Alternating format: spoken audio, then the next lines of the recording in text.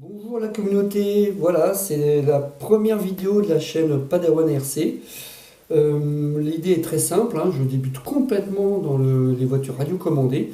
Je précise les voitures parce qu'on ne sait jamais, peut-être qu'au futur je m'initierai au drone ou autre chose avec mon fils. Voilà, donc là je me suis offert ça il y a peu de temps, il y a un peu plus d'un mois maintenant. J'ai déjà fait quelques runs avec, franchement je me suis éclaté, ça a été un kiff intégral. C'est pour ça que je vais vous présenter ce petit véhicule. Et je vais vous expliquer ensuite la raison de ma chaîne et le pourquoi du comment, vers où je vais. Donc c'est un mini MHD que vous voyez ici, qui peut rouler jusqu'à 55 km/h, c'est un 4x4, c'est l'échelle 1/18e. Franchement, je suis très agréablement surpris par l'aspect qualitatif du produit, en termes de rapport, puissance, facilité d'utilisation et le prix. Parce que je suis en train de découvrir que c'est un petit peu un budget quand même, le modélisme.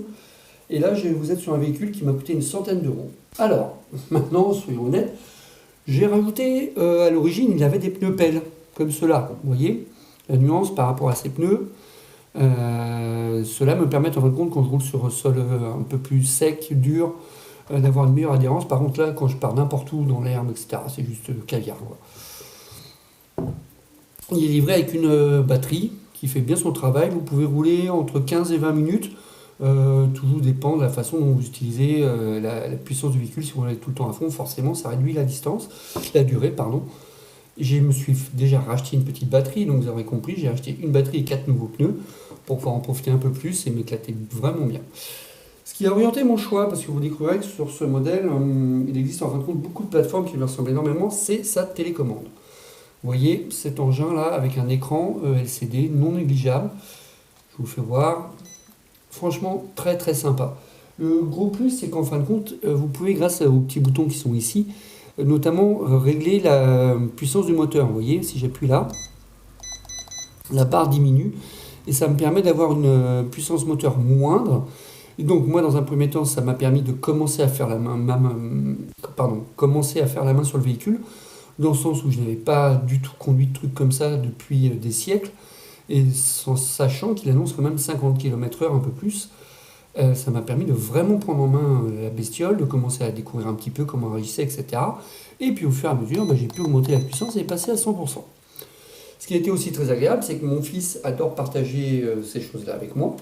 Et donc j'ai pu brider la vitesse d'entrée de jeu pour lui, comme ça je savais qu'il pouvait rouler sans risquer de se blesser ou de blesser quelqu'un, etc., etc. Tout ce que ça peut impliquer, parce que ça paraît pas, hein, c'est pas très très gros, mais lancé à 50 km/h, je pense que si vous le prenez dans la jambe, vous devez pas trop. Donc voilà, la voiture est livrée avec son chargeur.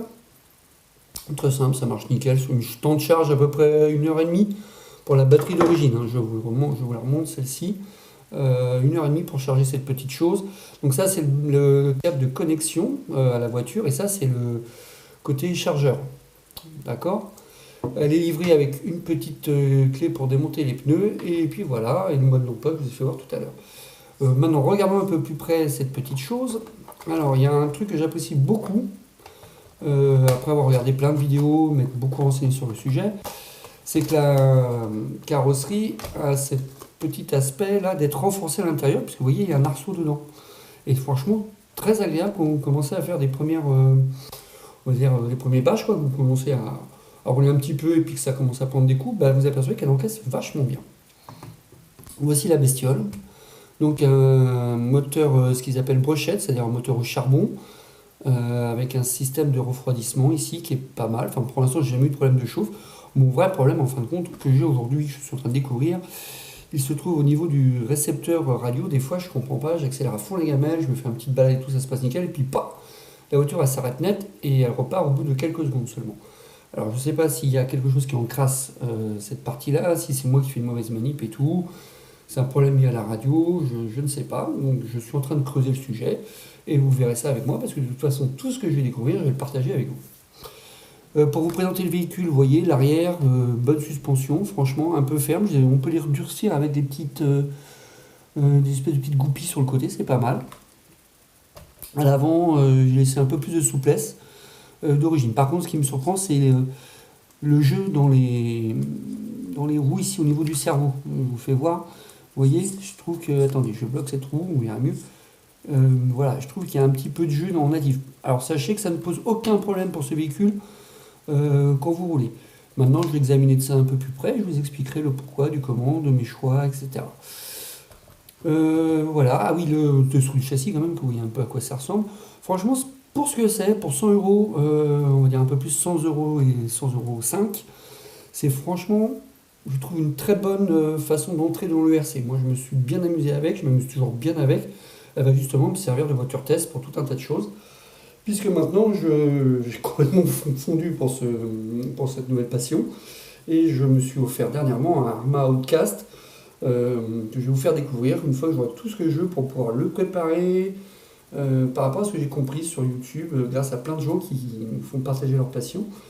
Je vais essayer de vous faire voir comment débuter dans le modélisme, éviter certaines je dirais peut-être potentielles erreurs, et puis en même temps, qu'est-ce que ça veut dire vraiment quand on commence à avoir envie de s'amuser un petit peu dans cet univers-là.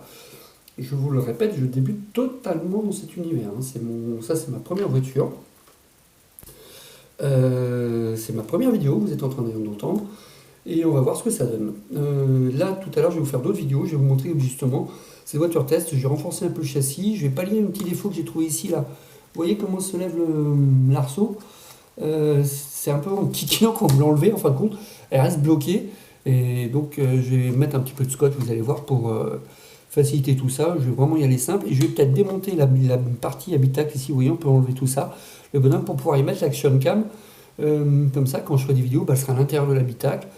Peut-être un peu plus protégée que si je la collais sur le toit, vous voyez, quelque chose comme ça. Donc je vais essayer. Pour l'instant, je ne vous garantis rien, parce que c'est qu'un projet. Et vous verrez ça avec moi. Voilà, je vous souhaite une très bonne journée. J'espère que ça vous plaît. Et puis je répondrai du mieux possible à toutes les questions que vous avez. À bientôt!